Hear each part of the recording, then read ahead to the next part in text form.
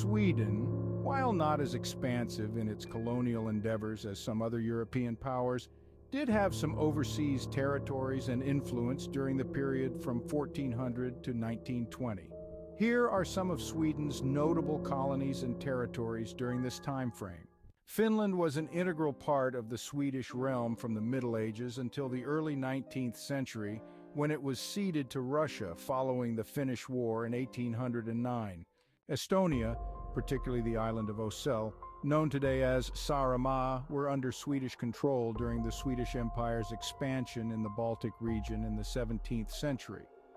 Estonia was later ceded to Russia in the Treaty of Nystad in 1721. Similar to Estonia, parts of modern-day Latvia, particularly the region known as Swedish Livonia, were under Swedish control during the 17th century. Latvia was later ceded to Russia in the Treaty of Nystad in 1721. Pomerania, a region along the southern Baltic Sea coast, was acquired by Sweden during the 30 Years' War in the 17th century. It was later returned to Brandenburg, Prussia in the Treaty of Westphalia in 1648.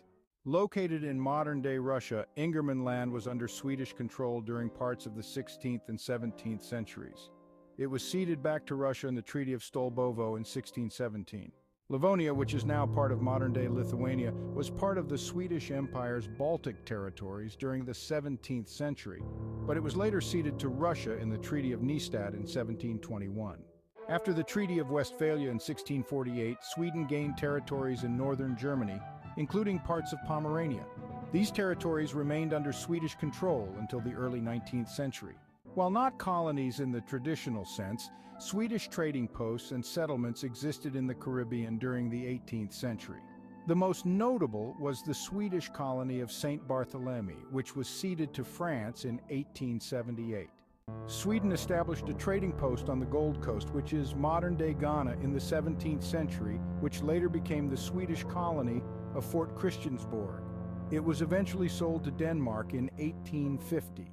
These territories and trading posts represented Sweden's colonial and overseas interests during the specified period, albeit on a smaller scale compared to other European colonial powers.